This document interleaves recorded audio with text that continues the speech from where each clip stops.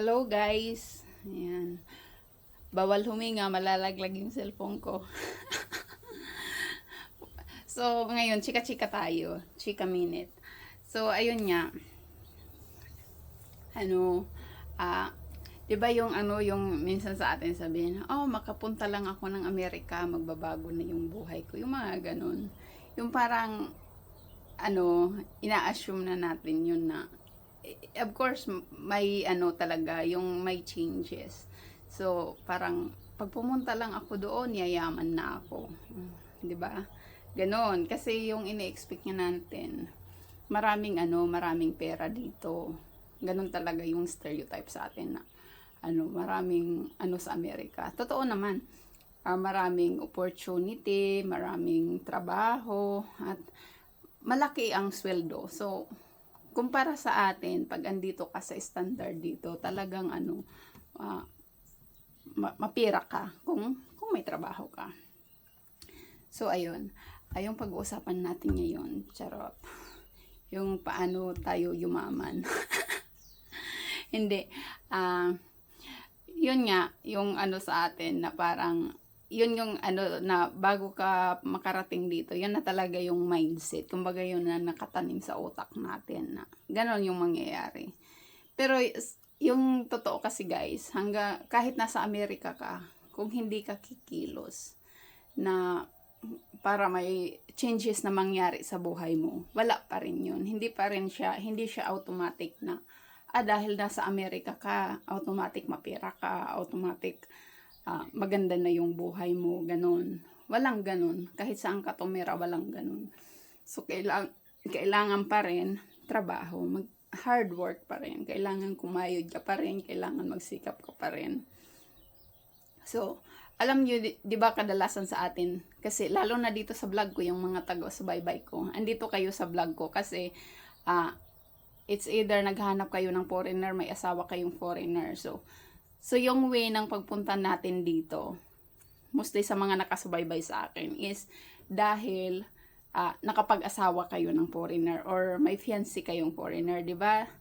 So yung topic natin ngayon ay kung paano mo siya, paano mo pa rin kung yung self-improvement, paano mo pa rin madidevelop yung sarili mo kahit yun nga, nakapag-asawa ka na ng foreigner. Hindi kasi dahil may asawa ka ng foreigner, parang doon ka na nag-stop na, hindi ko na kailangan ng ganito kasi may asawa na ako. Kaya na yan ibigay sa akin ng asawa ko. Ganon. Maybe sa iba, pero kadalasan kasi, syempre tayo, sanay tayo tayong mga Pilipinas, sanay tayo yung parang kumita ng sarili nating paraan, yung ganon. Sanay tayo sa, alam nyo yun, madiskarte tayo eh. So, dapat hindi pa rin mag-stop yung yung self-improvement mo, yung pag-achieve ng mga sarili mong pangarap dahil lang sa nag-asawa ka. O, 'di ba? So, at unfortunately, hindi lahat ng nag-asawa ng foreigner pinalad na isa ka sa mga Pinay na yung asawa nila yung parang hindi kanya pipigilan mag-grow on your own.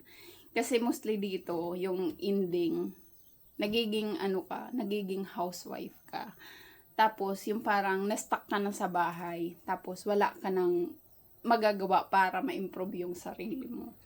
So, kung isa ka sa mga pinalad na mabait yung asawa mo, yung hinahayaan ka lang niya na i-explore kung ano yung, alam niyo yun, yung kung ano yung kaya mo pang i-develop para sa sarili mo, kaya mo pang i-improve. Yung gano'n, yung supportive lang siya, hinahayaan ka lang niya na gawin kung anong gusto mo as long as para yan sa ikabubuti ng kinabukasan mo, ng pamilya niyo, yung gano'n. So, kung isa ka doon, dapat yung masasabi ko,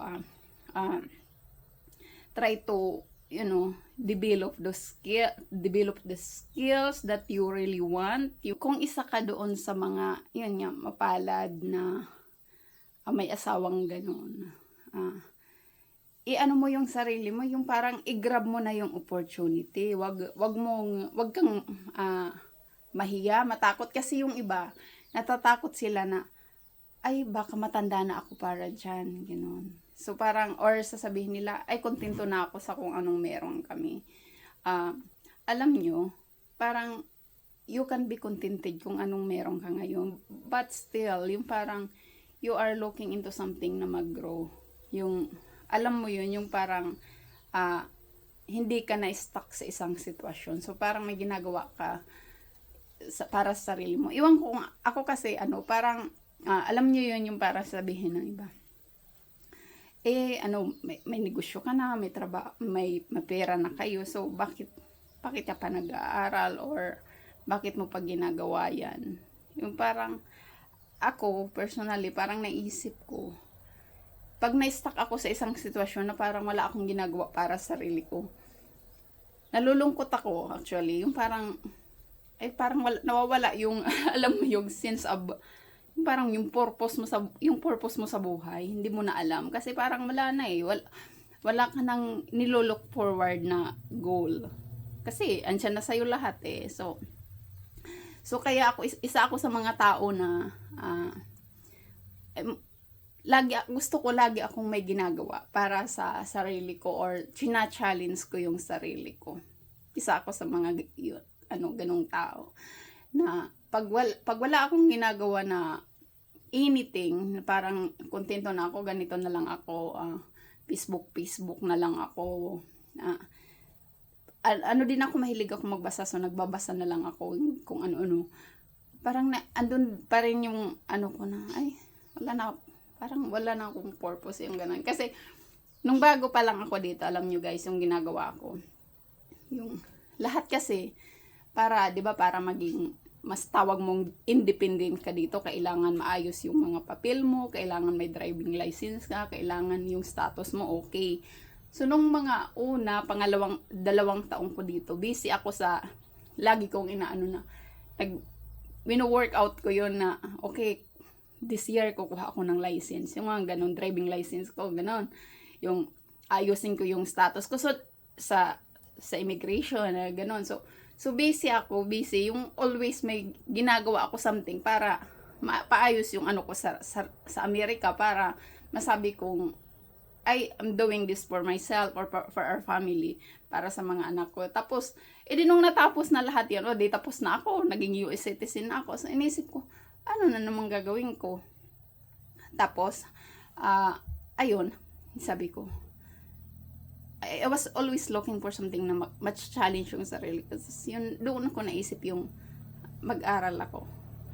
Kasi parang, gusto ko lang. Hindi ako nag-stop. Hindi kasi ako yung taon nag-stop. Kasi yung asawa ko din, wala lang sa kanya, bahala ka kung ano yung gusto mo, para mag-develop ka ng skills, kung ano gawin mo ganito. As much as, yung, kumbaga, kahit ano pang gawin ko on the side, priority ko yung pamilya ko. So, naghanap ako ng school, yung mga ganon. Tapos, basta, hindi ko makakalimutan kung ano yung obligasyon ko sa bahay. Yun yung, kasi kahit paano yung gawin mo para sa sarili mo, always make sure na yung pamilya mo maayos, yung napra-prioritize mo pa rin sila. Hindi yung, kasi gusto ko i-develop yung sarili ko, ganun. Nakalimutan mo na pala, may mga anak kang kailangan asikasuhin, may mga mamiss mo yung mga appointment, yung ganun. Hindi rin naman maganda kasi, for sure, yung asawa mo kasing organized ng asawa ko, magkakaroon kayo ng conflict. Kalimot-limutan mo yung mga appointment na yan, di ba? So kailangan focus ka pa rin sa pamilya mo while you are working para i-develop yung kung anong skills para sa sarili mo. Ayun. Lalo na yung mga bata-bata pa kagaya ko, charot. Bata pa tayo. Wag tayong huminto. Wag tayong sabihin na, okay na ako sa kung anong meron ako kasi nandito na ako sa Amerika. Kung tingin mo talaga may i-improve pa yung sarili mo, subukan mo para hindi ka ma-bored. Kasi isa na rin yan sasabihin na wala akong ginagawa, nakaka-boring naman.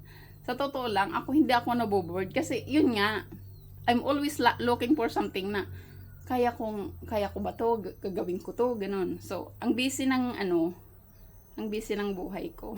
Kasi kung ano-ano yung ginagawa ko. So, ayan, mapapansin nyo minsan yung, di ba nag-vlog ako 2018.